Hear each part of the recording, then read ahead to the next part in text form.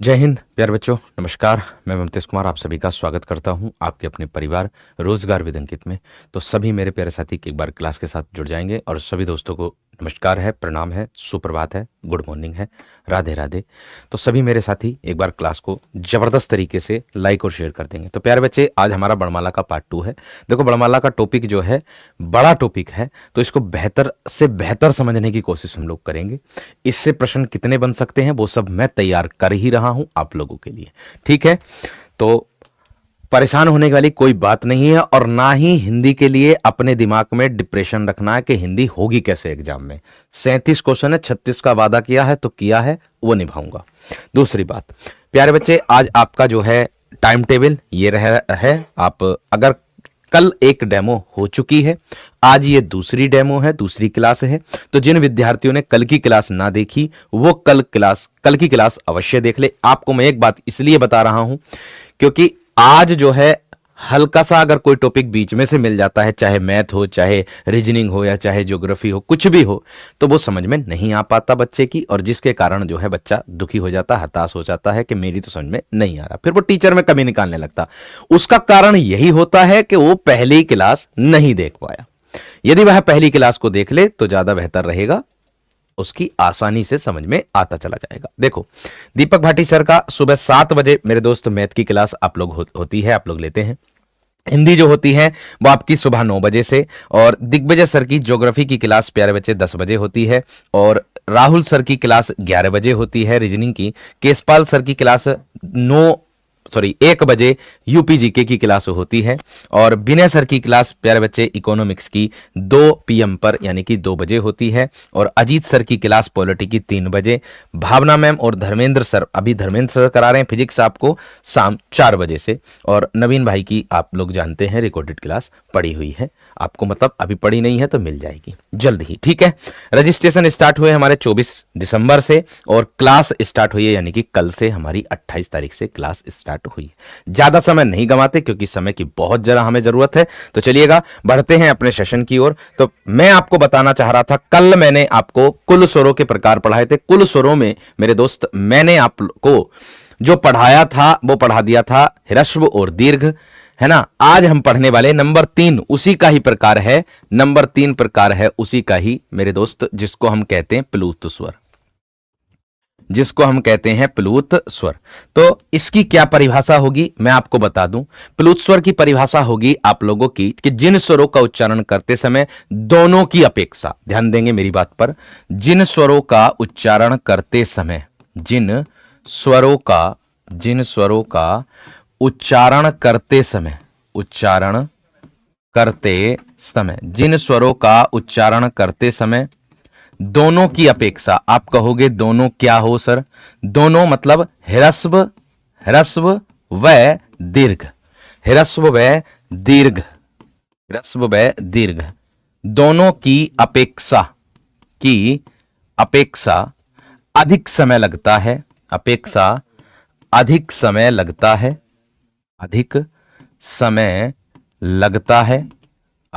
लगता है, उसे प्लूत स्वर कहते हैं, उसे प्लूत स्वर कहते हैं। दूसरी बात, अब आपसे इतनी बात और पूछी जा सकती है कि प्लूत स्वर होते कौन कौन से। और सबसे बड़ी बात, एक बात विशेष तरीके से ध्यान रखनी है आप लोगों को, क्या कि भैया ये त्रैमात्रिक होते हैं, यानी कि इन्हें त्रिमात्रिक कहते हैं, त्रिमात्रिक भी कहते हैं, इन्हें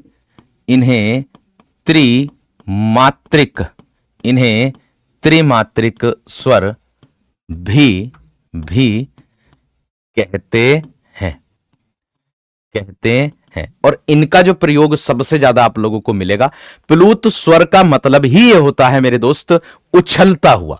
ध्यान से सुनना, प्लूत का जो अर्थ होता है वो होता है उछलता हुआ, यानी कि वैदिक भाषा में प्लूत स्वर को बहुमात्रिक स्वर भी कहा जाता है। आपसे पूछ ले, पॉइंट नोट डाल करके लिख लीजिएगा कि वैदिक भाषा में, आपसे पूछ ले कि वैदिक भाषा में प्लूत स्वर को बहुमात्रिक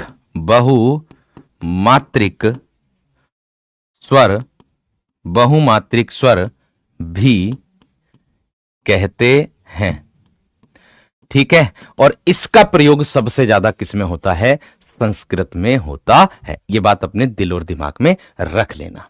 आगे इसके बाद मैंने बताया जैसे में आप लोगों को कैसे पता चलेगा कि इसको प्लूत स्वर कहते हैं। भाई, आप अपने जो सबसे बड़े बुजुर्ग होते हैं, यानी कि जो हमारे पुराने पूर्वज होते हैं, आपने देखा होगा अपने पुराने घरों के पास, पुराने घर जो होते हैं, सबसे पुराने, बहुत जो हमारे दादा परदादाओं के जमाने के घर बने हुए होते हैं, तो उन घरों पे मिस्त्रियों के द्वारा या खुद अपने हाथ से ही कैसे, या तो ओम लिखा हुआ देखा होगा तुम लोगों ने, इस तरीके से ओम देखा होगा लिखा हुआ, इस तरीके से ओम, इस तरीके से ओम देखा होगा लिखा हुआ। इसका मतलब होता है कि जो ओम की ध्वनि है उसको खींचना, मतलब ओम, इस तरीके से। अर्थात कहने का मतलब है, इसका मतलब ही यह होता है प्लूत और दीर्घ ह्रस्व और दीर्घ दोनों की अपेक्षा अधिक समय हमको लगेगा उच्चारण करने में। दूसरी बात, इसके बाद आता है आप लोगों का और क्या,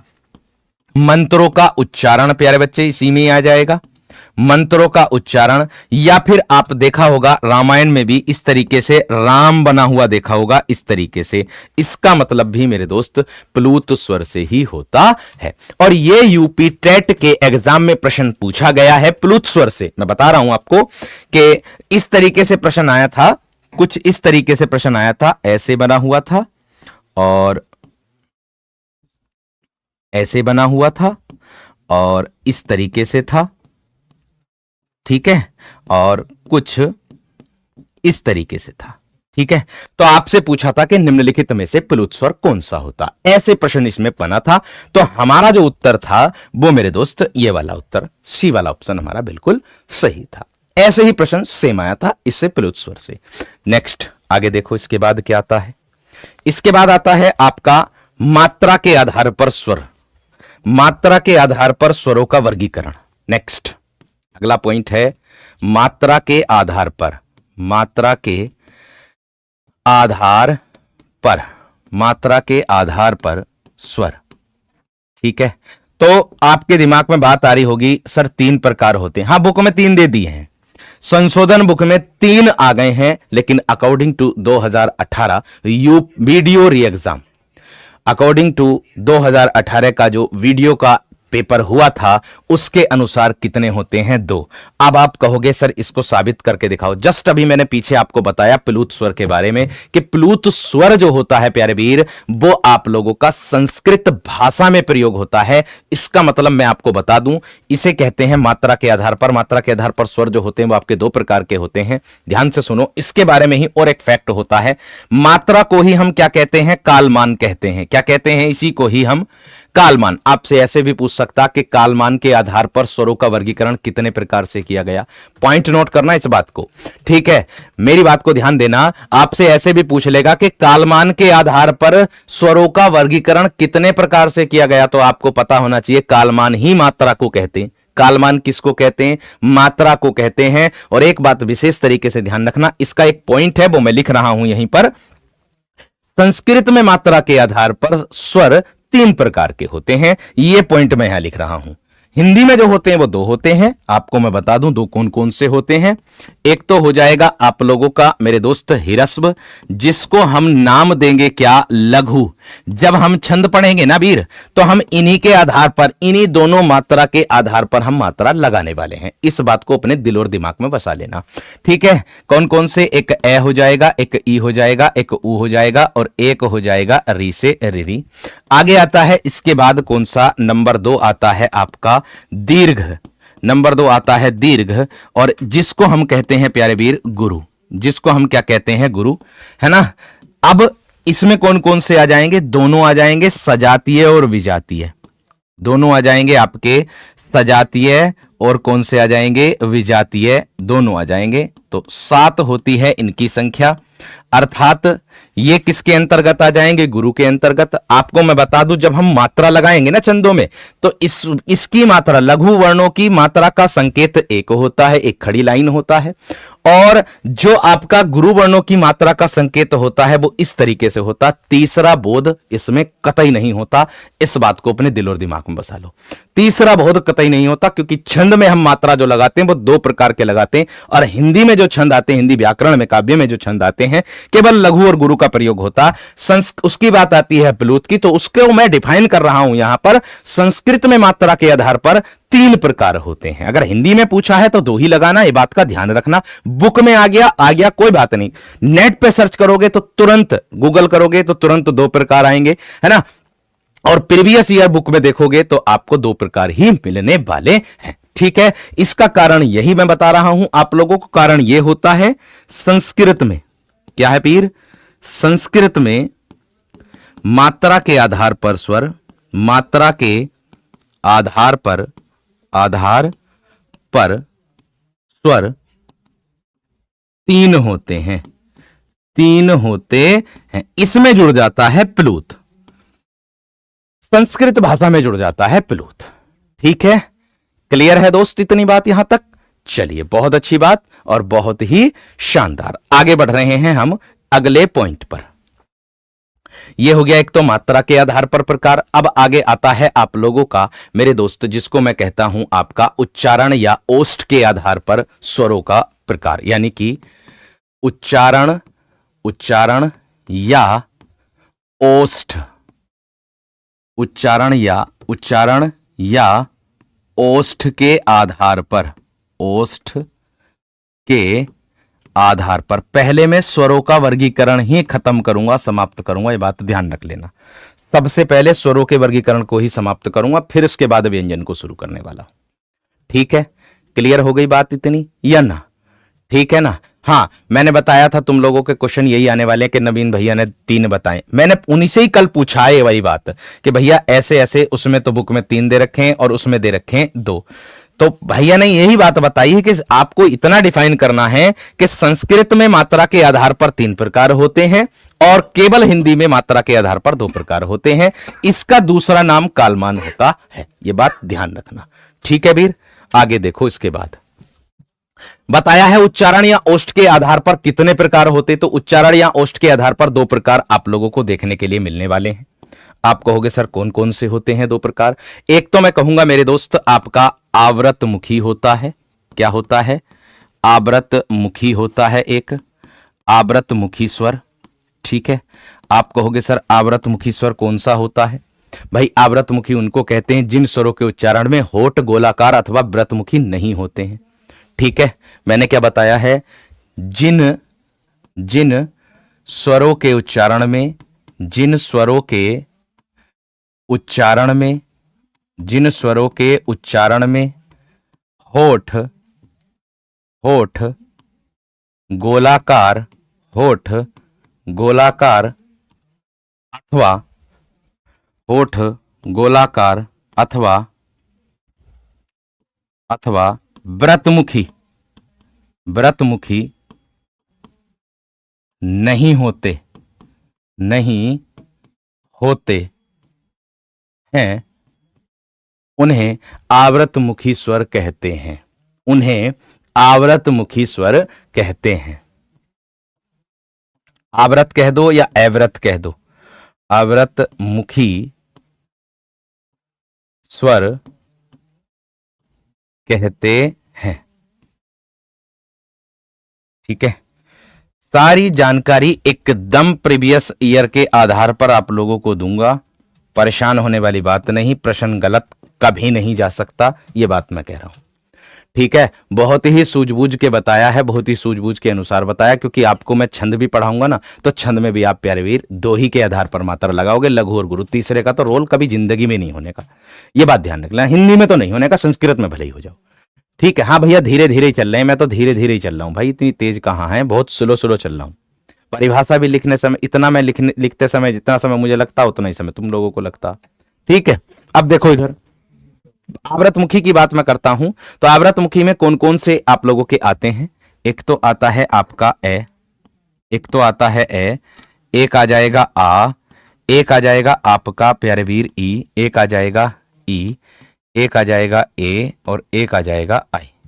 आप इन वर्णों का अगर उच्चारण करोगे तो आपका मुख जो है, ध्यान से देखो, आपका होठ जो है गोलाकार की अथवा व्रतमुखी अवस्था में नहीं आएगा।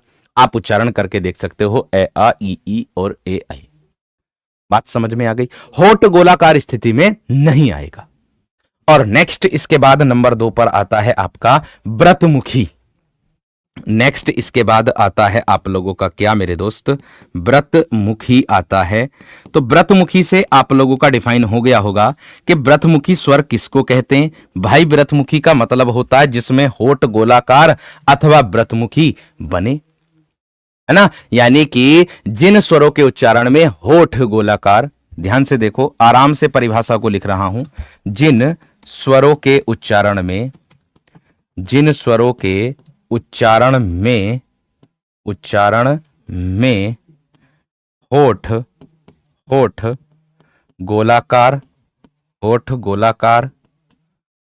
अथवा व्रतमुखी होते हैं,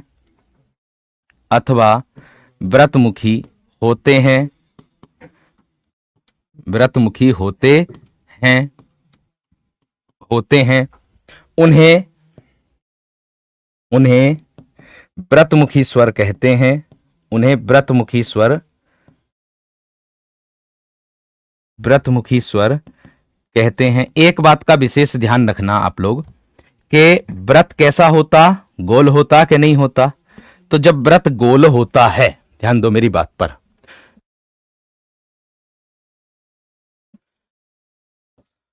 तो प्यारे बच्चे यहां ध्यान दो, जैसे में आप लोग, व्रत का मतलब होता, व्रत कैसे बनता, गोलाकार स्थिति में बनता, गोल होता।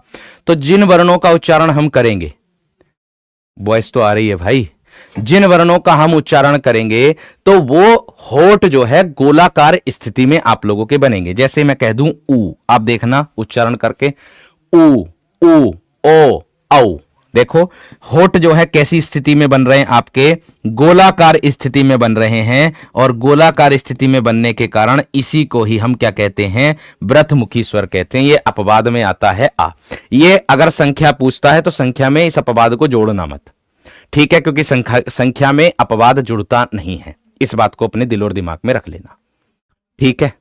बात समझ में आ गई क्या ना, बात क्लियर हो गई। आगे देखो इसके बाद क्या है, बात समझ में आ गई है ना। वो किसी में नहीं आता है, री से री को नहीं रखते हैं, ठीक है। अरे भाई अब एक बात बताओ, एक बात बताओ, तुम खुद बताओ अपने आप। कल वाली क्लास में मैंने आप लोगों को बताया है कि आप आराम से देखो एक बात को, ये होठ है भैया, ओठ ना लिखा मैंने, होठ लिखा। ये होठ ओष्ठ का ही पर्यायवाची होता आकाश।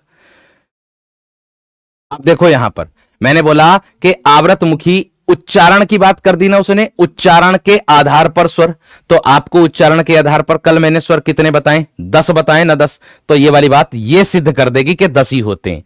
कैसे होते हैं देखो, 2 और 2 4 और 2 6, 2 8 और 2 10। मैंने बताए थे कल आप लोगों को, उच्चारण के आधार पर स्वर जो होते हैं वो 10 होते हैं, ठीक है। लेकिन प्यारे वीर एक बात का विशेष ध्यान रखना कि उच्चारण के आधार पर 2 ही प्रकार होते हैं, या तो ओष्ठ कह दो या तो ओष्ठ। ओष्ठ भी होठ का ही पर्यायवाची होता है भैया, संस्कृत भाषा में कहते हैं ओष्ठ, होठ को। समझ में आ गई ना बात, जो आकाश बार बार कॉपी पेस्ट करने पर लग रहे हैं, शुद्ध वर्तनी सुधार रहे हैं मेरी। अब एक बात का विशेष ध्यान रखना, 6 किस्में हो गए आव्रतमुखी में, 4 किस्में हो गए व्रतमुखी में। तो एक बात ध्यान दो, 6 और 4 कितने हो गए, 10। कल मैंने आप लोगों को क्या बताया था कि उच्चारण के आधार पर स्वरों की संख्या कितनी होती है। तो वीर मैंने आपको बताया उच्चारण के आधार पर स्वरों की संख्या 10। तो री से री को इसमें नहीं रखते हैं, ए आ ई और ए और आई। अब तुम सोच रहे होंगे कि आ को अगर बोल रहे हैं तो इसमें तो आ को बोल रहे हैं भैया, मुंह फैल रहा, मुंह गोलाकार स्थिति में ऐसा बनेगा ऊ, ये होता ऊ ऊ ओ ओ। आ में मुंह फैल रहा, ना कि मुंह गोलाकार स्थिति में बन रहा। पॉइंट नोट करते चलो भाई, प्रैक्टिकल करके चलोगे तो और ज्यादा बेहतर रहेगा सारी चीजों का, ठीक है। इसीलिए आप लोगों को बता रहा हूं। नेक्स्ट आगे अगला पॉइंट आता है एक आपका मुख खुलने या फिर मुख विवर के आधार पर। ध्यान दो मेरी बात पर। अगला पॉइंट क्या कह रहा है? मुख खुलने, नई नई आपको चीजें इसमें सीखने के लिए मिलेंगी। मुख खुलने या मुख विवर के आधार पर। देखो, या तो मुख खुलने के आधार पर आ जाए, या फिर आ जाए मुख विवर, या फिर मुख विवर के आधार पर आ जाए। तो मुख विवर के आधार पर स्वर, आधार पर स्वर। तो भैया मुख खुलने या मुख विवर के आधार पर स्वरों का जो वर्गीकरण किया गया वीर, वो 4 प्रकार से किया गया। कितने प्रकार हैं वीर? वो 4 प्रकार हैं आप लोगों के। ठीक, अब आप कहोगे कि सर के इसमें 4 प्रकार कौन कौन से होते हैं? तो ध्यान से समझ करके चलना। समृत स्वर आता है आप लोगों का एक। क्या आता है? समृत स्वर आता है आप लोगों का। ठीक है, तो देखो, मुख खुलने या फिर मुख विवर के आधार पर समृत स्वर। आप कहोगे सर समृत स्वर की परिभाषा क्या होती? भैया जिन स्वरों के उच्चारण में मुख जो है हमारा बंद रहता है उन्हें समृत स्वर कहते हैं। एक बार दोबारा से सुनो, क्या है? जिन स्वरों के उच्चारण में, मैं बहुत आराम से आप लोगों को करा करके चल रहा हूं, जिन स्वरों के उच्चारण, और मुझे विश्वास है कि मैं आपका समय से पहले कोर्स भी पूरा करा दूंगा। इसीलिए मैंने जो डिसाइड किया है वो मैंने डिसाइड किया है संडे के दिन मैं आपको क्या कराया करूंगा? साहित्य कराया करूंगा। ये मैंने डिसाइड किया है, हर संडे साहित्य। जिन स्वरों के उच्चारण में मुख बंद रहता है, मुख बंद रहता है, बंद रहता है, मुख बंद रहता है, उन्हें समृत स्वर कहते हैं। उन्हें समृत स्वर कहते हैं। क्या कहते हैं? उन्हें समृत स्वर कहते हैं। उन्हें समृत स्वर कहते हैं। आप कहोगे सर कौन कौन से होते हैं समृत स्वर? तो भैया जैसे में एक बात का ध्यान रखना, जब व्यक्ति के सुई लगती तो उसके मुंह से निकलता उई। उसके मुंह से क्या निकलता वीर? उई मां, उई। तो ध्यान रखना, उई में एक तो दोनों ई आ जाएंगी, छोटी ई बड़ी ई, और दोनों ऊ आ जाएंगे, छोटा ऊ और बड़ा ऊ। इसको याद करने के लिए डायरेक्ट एक शब्द लिख लो, उई। उई में ऊ में दोनों ऊ, और ई में दोनों ई आ जाएगा। ठीक है, इतनी बात यहां तक क्लियर हो गई? इतनी बात यहां तक समझ में आ गई? अब आगे देखो, इसके बाद क्या आता है आपका? समृत स्वर के बाद आता है आप लोगों का मेरे दोस्त अर्ध समृत स्वर। अर्ध समृत स्वर। अब आप कहोगे अर्ध समृत स्वर कौन सा होता है? मैं भैया पहले स्वरों के पोर्शन को समाप्त करूंगा, फिर उसके बाद व्यंजन को करूंगा। बात समझ में आ गई क्या ना? क्लियर हो गई? स्वरों के जो 3 भेद है वो मैंने कल करा दिए थे, ह्रस्व, दीर्घ और प्लूत, तीनों करा दिए थे। ठीक है ना? अब देखो समृत स्वर की अगर मैं बात करता हूं, अर्ध समृत स्वर की बात करता हूं, तो ये जस्ट इसका उल्टा होगा। जिन स्वरों के उच्चारण में मुख समृत की अपेक्षा, यानी कि समृत की स्थिति से थोड़ा खुलता है, थोड़ा खुलता बस, है ना? ये बात ध्यान रखना। ये क्या बोला? जिन स्वरों के उच्चारण में, जिन स्वरों के उच्चारण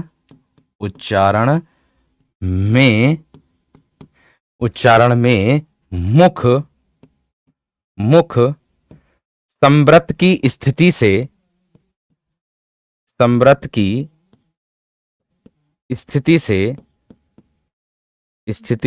से थोड़ा खुलता है, थोड़ा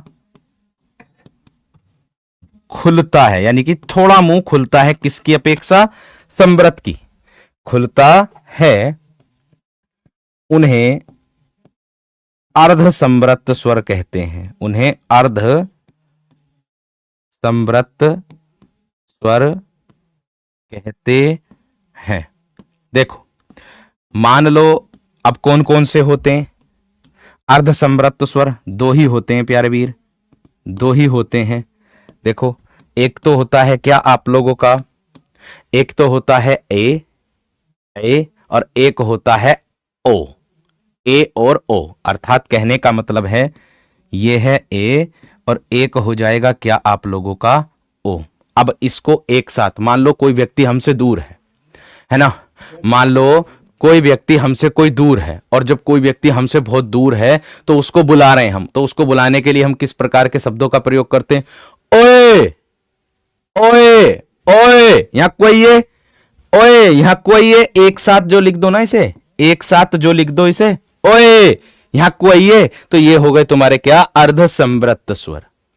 ओए, अर्ध संवृत्त स्वर, ये हो गए आप लोगों के। इजी है, एकदम सिंपल है, आसान है तरीका। ठीक है, नेक्स्ट इसके बाद आता है आप लोगों का कौन सा स्वर आता है? विव्रत स्वर आता है। नेक्स्ट इसके बाद क्या आता? नंबर 3 पर कौन सा आता वीर? वो आता है विव्रत स्वर। अब आप कहोगे सर विव्रत स्वर कौन सा होता है? तो भैया विव्रत स्वर की अगर मैं बात करता हूं तो विव्रत स्वर की जो परिभाषा होती है वो आपकी होती है जिन स्वरों के उच्चारण में मुख सबसे अधिक खुलता है। मुख सबसे अधिक खुलता है। जिन स्वरों के उच्चारण में, जिन स्वरों के उच्चारण में मुख सबसे अधिक खुलता है। मुख क्या होता है? सबसे अधिक खुलता है। सबसे अधिक खुलता है। खुलता है, उन्हें विव्रत स्वर कहते हैं। उन्हें विव्रत स्वर कहते हैं। विव्रत स्वर कहते हैं।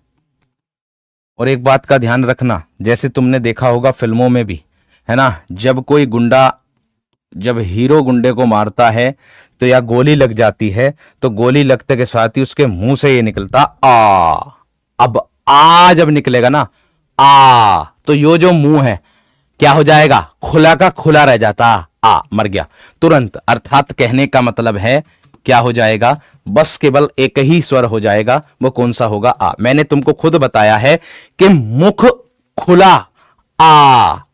तो भैया कहने का मतलब है कि जिन स्वरों के उच्चारण में मुख सबसे अधिक खुलता है उसको क्या कहते हैं मेरे दोस्त? हम क्या कहते हैं?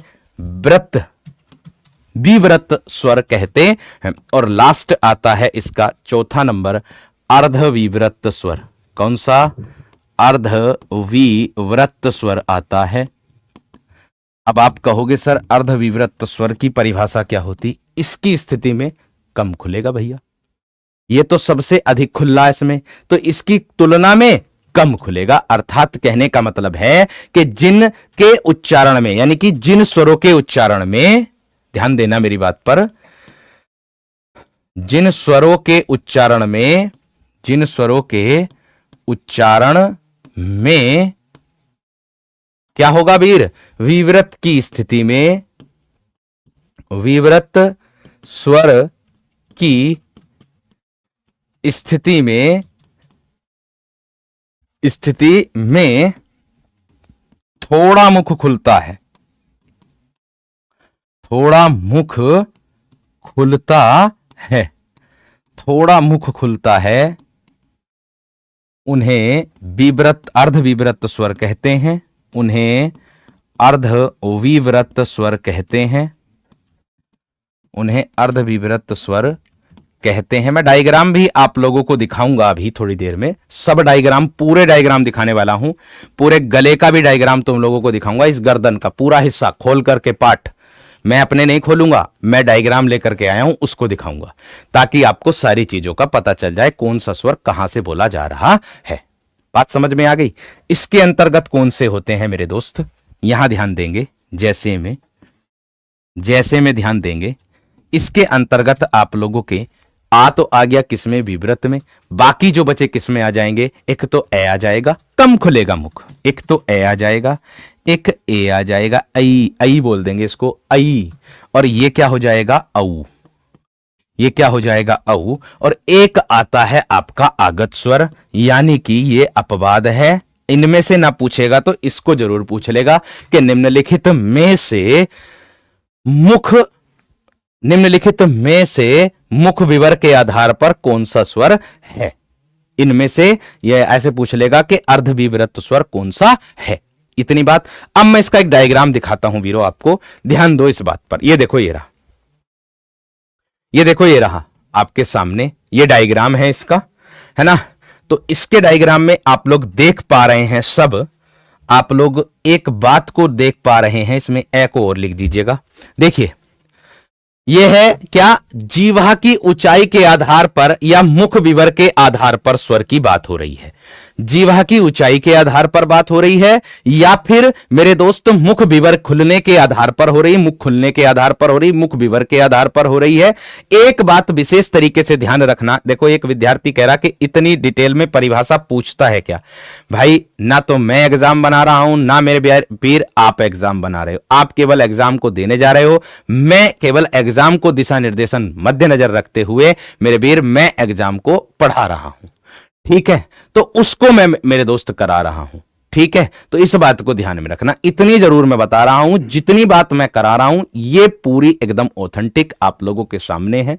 प्रत्यक्ष को प्रमाण की आवश्यकता ही क्या, ठीक है। ये सब बुक से ही मैंने लिए हैं, बस ये है कि तुम एक बुक पढ़ लोगे, दो पढ़ लोगे, मैं कम से कम 5 से 6 बुक, जितने भी पब्लिकेशन की बुक हैं सारी बुकों को एक जगह संकलन करके जो जो उनमें कॉमन दिखाई देता है वो चीज मैं आप लोगों के सामने लेकर के प्रस्तुत होता हूं।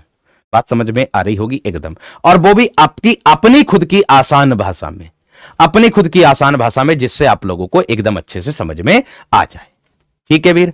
चलिए अब देखो समृत स्वर की बात करता हूं तो आपसे पूछा जाएगा, मैंने कहा जीव मतलब जीव की ऊंचाई के आधार पर भी कह सकता, एक नया पॉइंट मिला देखो यहां पर, जीव की ऊंचाई के आधार पर। एक बताया मैंने किस पर, मुख खुलने या फिर मुख विवर के आधार पर, एक पॉइंट ये बताया है, ठीक है। तो 4 प्रकार आप लोगों के सामने होते हैं, समृत, अर्धसमृत, विव्रत और अर्ध विव्रत। एक बात ध्यान देना, समृत स्वर में दोनों ई दोनों उ आते हैं, अर्धसमृत में ए और ओ आता है, और विव्रत स्वर में केवल केवल आ आता है, अर्ध विव्रत में ए और औ और एक आगत स्वर का आ आता है। यह परमानेंट बात है, इसी के अंतर्गत आता है।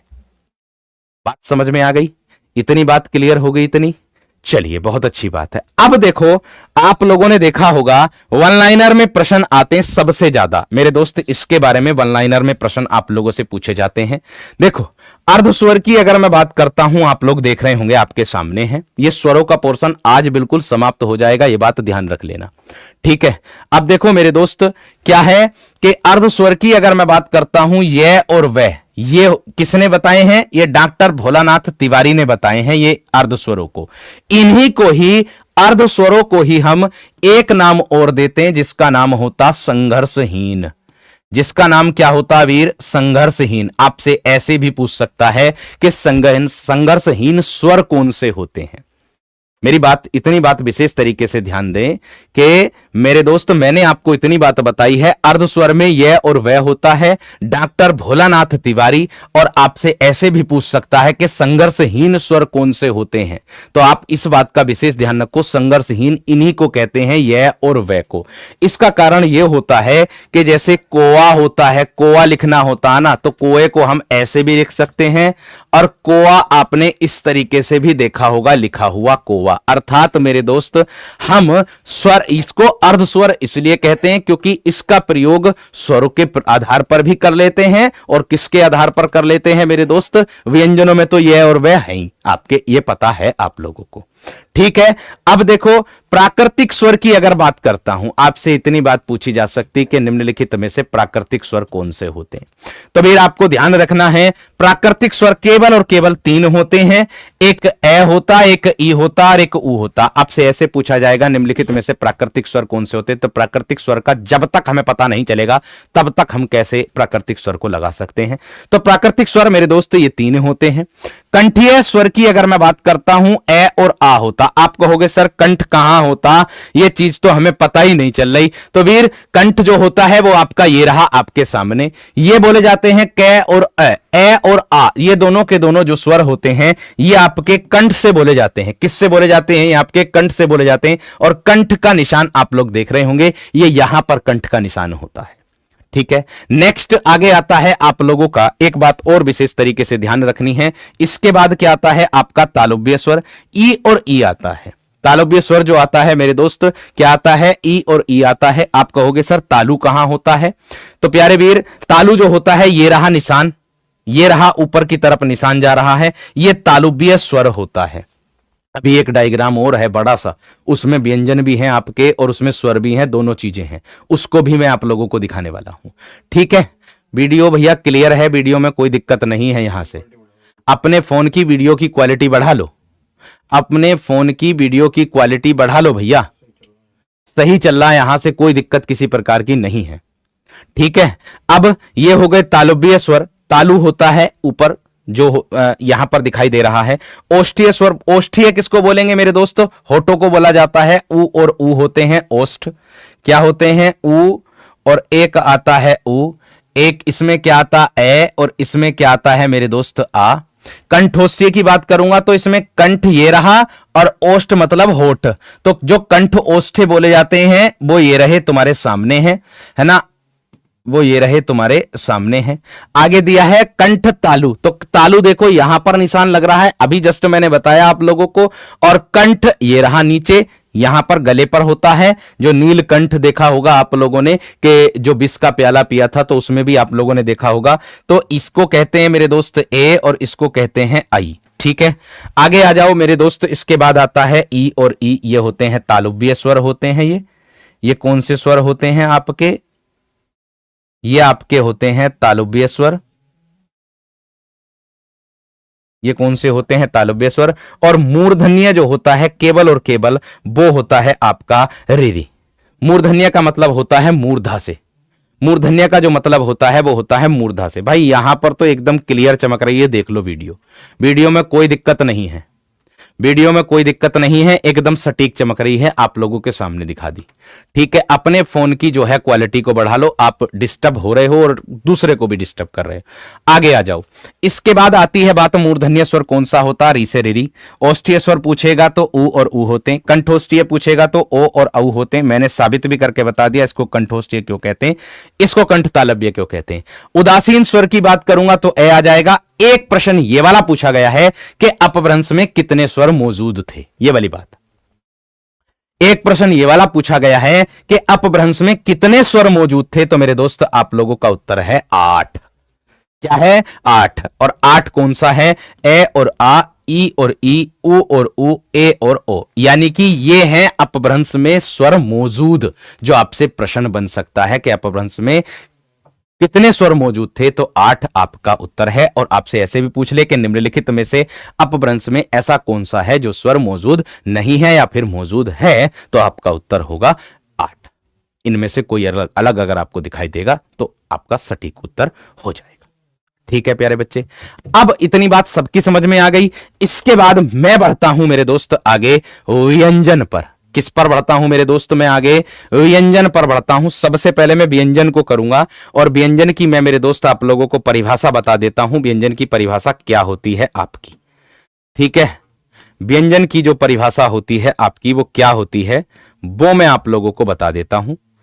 ध्यान देंगे अब एकदम अच्छे तरीके से। देखो, स्वर का जो पोर्शन है वो तो हो गया हमारा समाप्त एकदम। अब स्टार्ट हो रहा है आप लोगों का व्यंजन का पोर्शन। ठीक है, अब देखो, जैसे हमने स्वरों को समाप्त कर दिया सबसे पहले, इसी प्रकार से हम व्यंजन को लेकर के चलेंगे कि व्यंजन कितने प्रकार के होते हैं, कौन कौन से होते हैं, कैसे होते हैं, कितने प्रकार से इसको वर्गीकरण किया गया है, ये सारी चीजें हम अच्छे से करने वाले हैं। ठीक है, अब देखो यहां पर, अब कुछ लोगों का कहना होता है कि देखो मैं आपको बता दूं, सबसे बड़ी बात बता दूं भाई, जो पुरानी वीडियो है वो पुराने सिलेबस के आधार पर पड़ी हुई है। एक बात ध्यान रखो, तुमने अभी पुरानी वीडियो देख रखी होंगी, लेकिन अपडेट वीडियो अगर तुम देखोगे तो आपको अंतर मिलेगा। जो मैं करा रहा हूं वही आपको दिखाई देगा। ठीक है, तो इसीलिए आप भी अपडेट हो जाओ। पुरानी वीडियो को देख करके ऐसा थोड़ी कि भैया हिंदी है जो पहले पढ़ ली हमने वही है सेम। भाई अपडेट भी तो होती चली जा रही, अब अपडेट होता चला जा रहा, खुद को भी तो अपडेट करो तुम। अब खुद अपडेट करोगे जब भी तो आपको पता चलेगा कौन सी चीज क्या होगी, कौन सी चीज कहां होगी। बात को समझ रहे हैं ना? ठीक है ना? अब देखो क्या होगा। व्यंजन की अगर मैं बात करता हूं तो इसकी परिभाषा बनेगी, क्या बनेगी इसकी परिभाषा? इसकी परिभाषा बनेगी जो वर्ण स्वरों की सहायता लेकर के, स्वरों की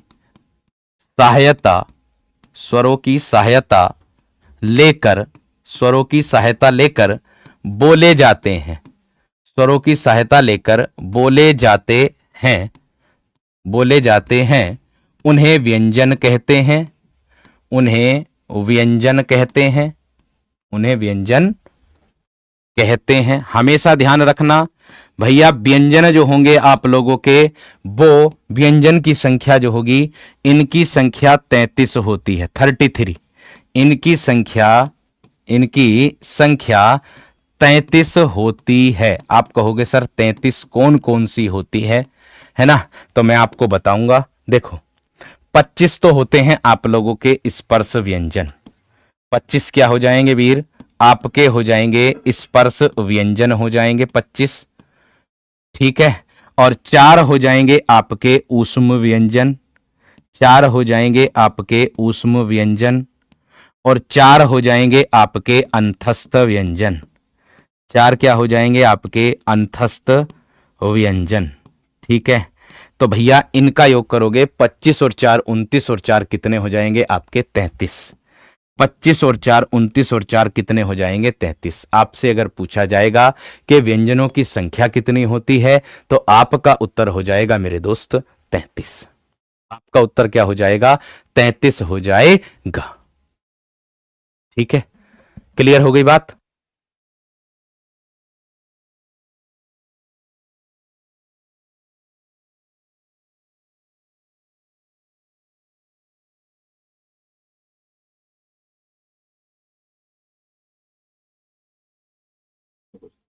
ठीक है, क्लियर हो गई बात? अब देखो मेरे वीर आगे, इसके बाद सबसे पहले आता है स्पर्श व्यंजन। आप कहोगे सर स्पर्श व्यंजन किसे कहते हैं? इस बात को विशेष तरीके से दिमाग में रखना है। देखो भाई, जिन वर्णों का उच्चारण हमारे शरीर के अंगों से स्पर्श यानी कि छूकर होता है, उन्हें स्पर्श व्यंजन कहते हैं। किस प्रकार से होगा मैं सारी चीजें डिटेल में बताऊंगा आपको। देखो, स्पर्श का मतलब ही क्या होता? सबसे पहली बात तो यह है, स्पर्श मतलब छूना। स्पर्श मतलब क्या होता भैया? छूना। हमारे शरीर के अंगों से स्पर्श कर कर यानी कि छूकर होता है, उसे हम क्या कहते हैं? स्पर्श व्यंजन कहते हैं। कि जिन वर्णों का उच्चारण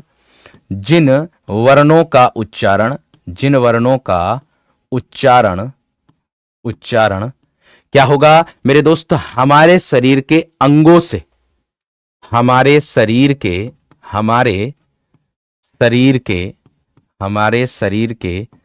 अंगों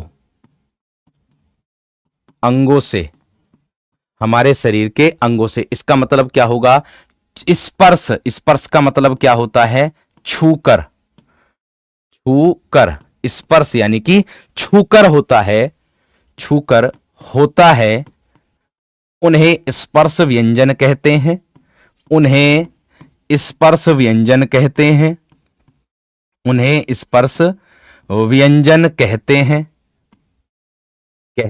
हैं, ठीक है। एक बात विशेष तरीके से दिमाग में रखनी है। कौन सी बात है? इनकी संख्या 25 होती है। ध्यान देना, इनकी संख्या कितनी होती है? 25 होती है। और 25 कौन कौन सी होती, वो मैं अच्छे से आप लोगों को कराऊंगा। एक बात और ध्यान दे रहा हूं, ये वाली बात मैं नोट डाल करके यहां पर लिख रहा हूं। क्या? उच्चारण के आधार पर, पॉइंट भी नोट कर दो। उच्चारण के आधार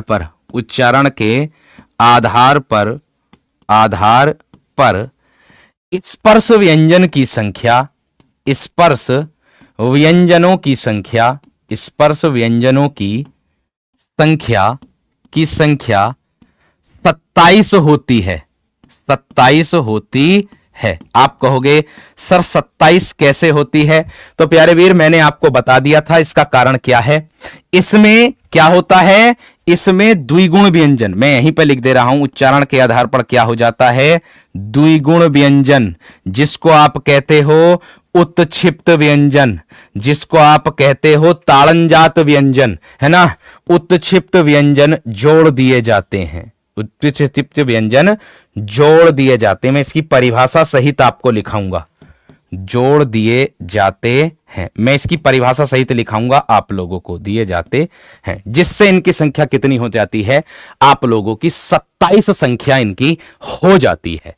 ठीक है वीर, आगे देखो इसके बाद क्या आता है। सबसे पहले आता है, मैंने बताया 25 होती है और 25 में ही 5 वर्ग होते हैं। सबसे पहली बात यही वर्ग हमारे ऐसे होते हैं, स्पर्श व्यंजन ही हमारे ऐसे होते हैं जिससे हम अल्प प्राण का पता लगा सकते हैं, महाप्राण का पता लगा सकते हैं, और हम किसका पता लगा सकते हैं, और हम मेरे दोस्त सघोष का और अघोष का, इन सब का पता इसी से ही लगा सकते हैं। और दूसरा क्या है प्यारे बच्चे, इससे हम क्या पता लगा सकते हैं, इसी के द्वारा हम संधि भी आसान कर सकते हैं। आपने देखा होगा जो आपकी व्यंजन संधि आती है, उस व्यंजन संधि में आपने रूल देखे होंगे, इसी पर आधारित रूल होते हैं कि यदि स्पर्श व्यंजन का प्रथम अक्षर का मेल, अब हमें स्पर्श व्यंजन का प्रथम अक्षर ही नहीं पता, कैचे टैते पे होता, कचटतप होता, तो हम कैसे उसका परिवर्तन करेंगे, सबसे बड़ी बात तो यही आती। तो यदि स्पर्श व्यंजन का प्रथम अक्षर का मेल किसी वर्ग के तीसरे चौथे पांचवें अक्षर से होता है, तो स्पर्श व्यंजन का प्रथम अक्षर ही खुद कैचे टैते पे ही अपने ही वर्ग के तीसरे या चौथे या पांचवें अक्षर में परिवर्तित हो जाता। भाई जब हमें तीसरे अक्षर का नहीं पता, जब हमें पांचवें अक्षर का नहीं पता, तो परिवर्तन क्या खाक करेंगे हम? बिल्कुल भी नहीं कर सकते। संधि मेरे दोस्त ऐसी करा दूंगा कि जिंदगी में कभी संधि नहीं भूलने की, बात ध्यान रख लेना।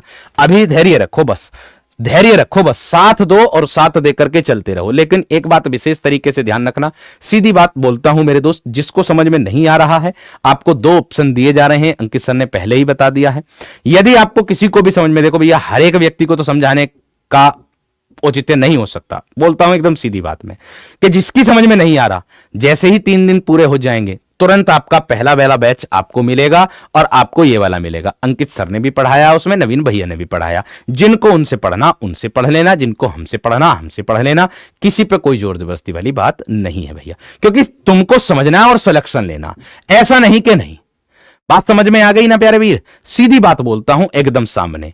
तो बार बार कॉपी पेस्ट करके तो ये मत, बार बार कॉपी पेस्ट करके तो बेकार है, अपना समय जाया कर रहे हो।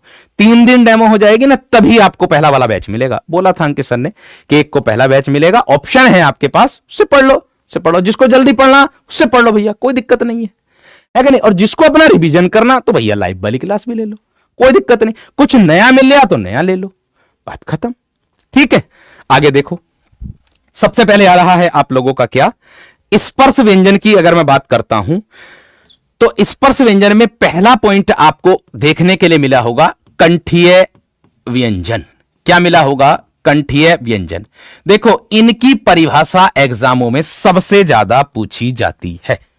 कंठीय व्यंजन हो, तालव्य व्यंजन हो, मूर्धन्य हो, दंतीय हो या ओष्ठीय हो, इनका मैं प्रैक्टिकल भी आप लोगों को करके दिखाने वाला हूं कि कौन सा व्यंजन किस तरीके से बोला जा रहा है, यह वाली बात मैं आपको बताने वाला हूं। देखो सबसे पहले आ रहा है कंठीय व्यंजन। तो कंठीय व्यंजन की परिभाषा होगी जिन वर्णों का उच्चारण करते समय जीभ का पिछला हिस्सा, क्या बोला मैंने?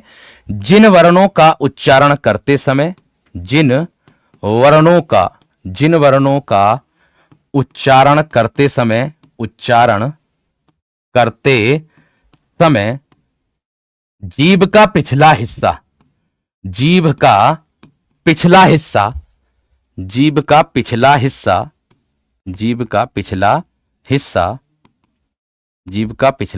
हिस्सा हमारे कंठ को छूता है। इसमें चित्र भी दिखाऊंगा मैं आप लोगों को, कंठ कहां है, इसमें दूसरा चित्र दिखाऊंगा, वो पहले दिखाया था, इसमें दूसरा मिलेगा। हमारे कंठ को छूता है, कंठ को छूता है। आप कहोगे कि सर छूता है उन्हें कंठीय व्यंजन कहते हैं। एग्जाम में भैया परिभाषा पूछी जाती, ये बात अपने दिल और दिमाग में रख लेना। उन्हें कंठीय व्यंजन कहते हैं। मैं तो इस तरीके से आप लोगों को करा करके चलूंगा हिंदी के एग्जाम में भैया किसी भी तरीके से पूछ ली जाए, हमसे बच के ना जाएगी, इस बात का ध्यान रखना। किसी भी तरीके से पूछ ली जाए, हमसे बच के ना जाने का, हमसे बच के नहीं जाएगा। आप कहोगे सर कंठीय कैसे है? वीर आप एक बात का विशेष ध्यान देना मेरी का, कि मैंने बोला कि जिन वर्णों का उच्चारण करते समय जीभ का पिछला हिस्सा आपके कंठ को छूता है। भाई जीभ का पिछला हिस्सा है, आपको दिखाई तो नहीं देगा, लेकिन प्यारे वीर इसके उदाहरण तो देख सकते हो, कै और खे, कै और खे और गे, और घे और एक आता है वंग है, जिसको मैं बोलता हूं। आपको मैं बता दूं, मैंने बताया प्रथम अक्षर ये होगा, दूसरा ये होगा, तीसरा ये होगा, चौथा ये होगा, पांचवा अक्षर होगा, और ये वर्ग कौन सा कहलाएगा? ये आपका कै वर्ग कहलाएगा। क्या कहलाएगा? आपका कै वर्ग। हर एक वर्ग का प्रथम अक्षर अपने आप में वर्ग की उपाधि रखेगा, पॉइंट नोट करना। दूसरी बात मैंने बता दिया कि क वर्ग के अंतर्गत 5 अक्षर होते हैं, प्रत्येक वर्ग में 5-5 अक्षर होने की वजह से इसमें 25 आप लोगों के वर्ण पाए जाते हैं, 25 व्यंजन होते हैं। स्पर्श व्यंजन की बात अगर मैं करूं तो मैंने बताया कंठ की बात मैंने आपसे की है, तो सर कंठ कहां है, इसका रोल कहां पर हो रहा, कंठ कहां है, ये रहा आपका कंठ। और सबसे बड़ी बात, इसको छोड़ो, यहां पर आ जाओ, आप लोगों को मैं बता दूं, बाकी चीज नेगलेक्ट कर दीजिएगा, बाकी चीज सारी जितनी भी है वो सब नेगलेक्ट कर दो, जहां पर कंठ लिख रहा ना बस उस पर ध्यान दो, बाकी चीज सब बाद में देखनी है तुम्हें, केवल और केवल कंठ देखना बस, अब केवल और केवल कंठ देखना। तो भैया देखो, ये तो मैंने तुम्हें करा ही दिया था, यहां पर केवल कंठ का देखना, बस केवल कंठ। कंठ कौन सा है वीर, आपके सामने दे रखा, ये रहा कंठ, ये है गर्दन हमारी, ये है गर्दन हमारी भाई, ये हमारी गर्दन है और ये हमारा कंठ है। आप इन वर्णों का उच्चारण यहां पर हाथ रख के करके देखिएगा कि जिन वर्णों का उच्चारण करते समय जीभ का, ठीक है, जीभ, हमारे जीभ का पिछला हिस्सा हमारे कंठ को स्पर्श करता, आप उच्चारण करके यहां हाथ रखो और आप बोल करके देखो कैसे, क ख ग घ, यहां देखो ये क वर्ग पूरा का पूरा आ रखा है, इसमें किसी को क्या कहते हैं हम, कंठीय व्यंजन कहते हैं, इसी को हम क्या कहते हैं वीर, कंठीय व्यंजन कहते हैं। इतनी बात सबकी समझ में आ गई होगी एकदम अच्छे तरीके से, एकदम शानदार तरीके से। बाकी जो वो होते हैं आप लोगों के स्वर जो होते हैं वो मैं आपको करा चुका हूं पहले ही। तो ये तो थी कंठीय की परिभाषा और कंठीय के उच्चारण का स्थान कैसे बोला जा रहा, आप लोग ध्यान से देखिएगा। अब देखो दूसरा नंबर आता है इसी का ही, जिसको हम कहते हैं तालु, या फिर मेरे दोस्त तालव्य भी कहते हैं, या फिर तालव्य कह दो या तालुव्य व्यंजन कह दो, तालव्य व्यंजन कह दो, दोनों में से एक आ जाएगा आपको। अब तालु का मतलब क्या होता भैया, इसकी क्या परिभाषा होती सर, सर इसकी परिभाषा होती है आपकी कि जिन वर्णों का उच्चारण करते समय जीभ का मध्य भाग हमारे तालु को स्पर्श करता है। परिभाषा देखो ध्यान से, क्या है, जिन वर्णों का उच्चारण करने पर, जिन वर्णों का उच्चारण करने पर जीभ का मध्य भाग, जीभ का, हमारी जो जीभ है उसका जो बीच का हिस्सा है मध्य भाग ऊपर तालु को स्पर्श करेगा, जीभ का मध्य भाग तालु को स्पर्श करता है, तालु को स्पर्श करता है, उसे हम क्या कहते हैं, उसे तालव्य व्यंजन कहते हैं या तालुव्य व्यंजन कहते हैं। आप कहोगे जैसे में कौन कौन से, भाई एक बात का विशेष ध्यान रखना, जो आपका च वर्ग होता है वो तालुव्य कहलाता है, जो आपका च वर्ग होता है, जैसे मैं कह दूं च, जैसे मैं कह दूं छ, जैसे मैं कह दूं जय, च छ जय झ और आय, च छ जय झ और आय, ये होते हैं तालुव्य।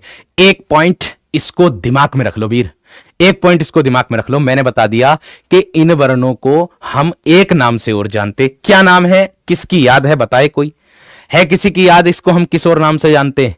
तो एक बात का ध्यान रखना, इन्हीं वर्णों को हम स्पर्श संघर्षी के नाम से भी जानते हैं। क्या बोला मैंने, इसी को हम किस और नाम से जानते हैं, स्पर्श संघर्षी के नाम से भी जानते हैं, स्पर्श संघर्षी के नाम से भी हम इसको जानते हैं। किसको मेरे दोस्त, तालव्य व्यंजन को। यहां तालुव्य होगा या फिर ऐसे लिखा होगा तालव्य, दोनों में से एक मिल जाएगा। कुछ बुक में तालुव्य दे रखा, कुछ बुक में तालव्य दे रखा, तो इस बात को अपने दिमाग में रखना। इसी को ही हम किस और नाम से जानते हैं, स्पर्श संघर्षी। या तो पूछ ले कि तालुव्य व्यंजन कौन सा, या पूछ ले स्पर्श संघर्षी व्यंजन कौन सा। एग्जाम में प्रश्न हर एक तरीके से पूछा जा रहा है, लैंग्वेज की भाषा को चेंज कर दे रहा है, बस आसान प्रश्न की जगह लैंग्वेज को बदल दे रहा है। कैसे कि निम्नलिखित में से कितने तालव्य व्यंजन हैं, ऐसे भी पूछ सकता है। निम्नलिखित में से तालव्य व्यंजन कितने होते हैं, ऐसे भी पूछ सकता। किसके अंतर्गत आता भैया, देखो तालव्य व्यंजनों की संख्या अगर पूछे, पॉइंट भी नोट करो, अगर तालव्य व्यंजन पूछे, अगर तालव्य व्यंजन पूछेगा तो आपको विशेष तरीके से ध्यान रखना है, इसी के अंतर्गत इसी के अंतर्गत एक तो बड़ा स आता और एक आता है एक ये आता, वो मैं आगे चल करके पढ़ाने वाला हूं, आगे चल करके आपको पढ़ाने वाला हूं। लेकिन इसी में ही दोनों ई और आ जाते हैं। कभी सोचो कि स्वर और अगर पूछे तो, है ना, तो वो उसका बोध हो जाएगा। तो इस बात का विशेष तरीके से ध्यान रखना, कभी जाकर के गलती कर दो आप। ठीक है, आगे आ जाओ। अब कहोगे तालुव्य कहां होता सर? भैया मैंने आपको बता दिया कि च वर्ग को अगर आप उच्चारण करोगे तो च छ जय झ, आपका जो जीभ का मध्य भाग है ऊपर तालु को स्पर्श कर रहा होगा। उच्चारण करके देख लो, च छ जय झ, ऊपर तालु को स्पर्श कर रहा होगा। और मैंने आपको बता दिया तालु कहां होता है, ये रहा ऊपर तालु, ये तालु होता है आप लोगों का। ये क्या होता है वीर? ये आपका तालु होता है आपके सामने। ठीक है, क्लियर है? अगला पॉइंट, अगला प्रश्न क्या होगा? नंबर 3 क्या होगा? इस बात को ध्यान में रखना। नंबर 3 क्या होगा आप लोग देखो, नंबर 3 हो जाएगा मेरे दोस्त आप लोगों का मूर्धन्य व्यंजन। क्या होगा? मूर्धन्य व्यंजन हो जाएगा। मूर्धन्य व्यंजन, इसकी परिभाषा क्या बनने वाली है? जिन वर्णों का उच्चारण मूर्धा या मुख से होता है उन्हें हम मूर्धन्य व्यंजन कहते हैं। बस इस बात का ध्यान रखना। क्या है? जिन वर्णों का उच्चारण, जिन वर्णों का उच्चारण, जिन वर्णों का उच्चारण मूर्धा या मुख से होता है, बस इतना ही लिख लो। मूर्धा का मतलब मुख होता है, मुख से होता है। इसमें जीव का अधिक इधर उधर लगना नहीं पाया जाता, मुख से होता है। उन्हें हम क्या कहते हैं? उन्हें मूर्धन्य व्यंजन कहते हैं। उन्हें मूर्धन्य व्यंजन कहते हैं। मूर्धन्य व्यंजन कहते हैं, कहते हैं। आप कहोगे सर कौन कौन से होते हैं? तो वीर ध्यान देना, मूर्धन्य जो होते हैं ट वर्ग के व्यंजन होते हैं। जैसे मैं उच्चारण करके देखूं, ट ठ ड, ट ठ ड ढ, और एक आता है अण, ट ठ ड ढ ड़, ट ठ ड ढ ड़। ये होते हैं कौन से? मूर्धन्य व्यंजन कहलाते हैं ये वाले। और एक आता है आपका दंतीय व्यंजन। इसकी तो परिभाषा आप लोगों से एग्जाम में पूछी भी गई है। कौन सी? दंतीय व्यंजन की परिभाषा तो आप लोगों से एग्जाम में पूछी भी गई है। क्या होती है इसकी परिभाषा? हाँ, मूर्धा की बात अगर मैं करूं तो मूर्धा कहां होता सर? तो भैया देखो, मूर्धा कहां है? ये रिया मूर्धा, और या ये यहां पर मूर्धा है, तालु के पास ही मूर्धा है। तालु जो है जहां पर हमारा तालु होता है वहीं पर इस मूर्धा होता है, उसी के पास ही। मूर्धा मतलब मुख को कहते हैं। ठीक है, ये होते हैं आप लोगों के कौन कौन से? एक तो ट ठ ड ढ ण, और ये द्विगुण व्यंजन भी इसी के अंतर्गत आते हैं। आगे चल करके वन लाइन में तुम लोग पढ़ोगे। ठीक, इसके बाद देखो, दंतीय की बात कर रहा था मैं, तो दंतीय की परिभाषा क्या बनेगी भाई? इसकी परिभाषा तो एग्जाम में आई भी है। क्या आई है? कि जिन वर्णों का उच्चारण करते समय ऊपर के दांतों से जीभ का अगला भाग स्पर्श होता है, या जिन वर्णों का उच्चारण करते समय जीभ का अग्रभाग हमारे ऊपर के दांतों से स्पर्श होता है, उसे दंतीय व्यंजन कहते हैं। क्या बोला मैंने? जिन वर्णों का उच्चारण करने पर, जिन वर्णों का उच्चारण करने पर क्या होगा? जीभ का अग्रभाग, जीभ का अग्रभाग, अग्रभाग का मतलब है अगला भाग। जीभ का अग्रभाग ऊपर के दांतों से, ऊपर के दांतों से, ऊपर के दांतों से, ऊपर के दांतों को छूता है या स्पर्श करता है। ऊपर के दांतों को स्पर्श करके होता है या स्पर्श करता है, उन्हें दंतीय व्यंजन कहते हैं। उन्हें दंतीय व्यंजन कहते हैं। उन्हें दंतीय व्यंजन कहते हैं। दूसरी बात, आप उच्चारण करके देखोगे ना, तब आपको पता चलेगा कि सर हां, दंतीय व्यंजन वाकई में सही हैं, जो आप बताए बिल्कुल मैच कर रहे हैं। त थ द ध न, मैंने क्या बताया? कि जिन वर्णों का उच्चारण करने पर त थ द त थ त, थ, द, ध और एक क्या जाएगा, न। मैंने आपको बताया है कि जिन वर्णों का उच्चारण करने पर जीभ का अगला भाग हमारे ऊपर के दांतों को स्पर्श करता है, हमारे ऊपर के दांतों को स्पर्श करता है, उन्हें हम दंतीय व्यंजन कहते हैं। चाहे तो आप उच्चारण करके देख लीजिएगा, त, थ, द, ध, न। त, ये देखो जीभ का आगे का भाग है, त, थ, द, ध, न, यानी कि हमारे जो जीभ है हमारी, ये वो आगे का जो हिस्सा है वो ऊपर के दांतों को स्पर्श कर रहा है, उसी को ही हम दंतीय व्यंजन कहते हैं। बात समझ में आ गई। कल जो है प्यारे वीर, हम इस वर्णमाला को पूरी को समाप्त कर देंगे और कल के बाद आपकी क्लास जो चलेगी वो YouTube पर चलेगी, तो इस बात को दिमाग में रख लेना। कल पूरी वर्णमाला, अल्पप्राण, महाप्राण जितने भी होते हैं, अभी इसमें तुम बहुत सारी चीजों को पढ़ने वाले हो, है ना। अभी दंतीय चीज मैंने बताया है, दांत होते हैं, ये ऊपर के दांत होते हैं, ये वाले होते हैं, है ना। आगे की बात आगे कल कर लेंगे, ठीक है। तो ये डायग्राम भी मैंने बताया है, इसको ये प्रत्येक वर्ग के 5-5 अक्षर हैं आप लोगों के स्पर्श व्यंजन। आगे पढ़ाने वाला था मैं आप लोगों को सारी चीजें, ये डायग्राम भी आप लोगों को आज ही दिखाने वाला था, लेकिन समय की बहुत ज्यादा मार है। लेकिन कल मेरे दोस्त आप लोगों की पूरी वर्णमाला समाप्त हो जाएगी। कल आपकी पूरी वर्णमाला समाप्त हो जाएगी और वर्णमाला समाप्त होते ही आपको इसके क्वेश्चन भी मिल जाएंगे आपकी एप्लीकेशन पर, ठीक है। तो उम्मीद है एकदम शानदार तरीके से, बहुत अच्छे तरीके से सारी चीजें समझ में आई होंगी।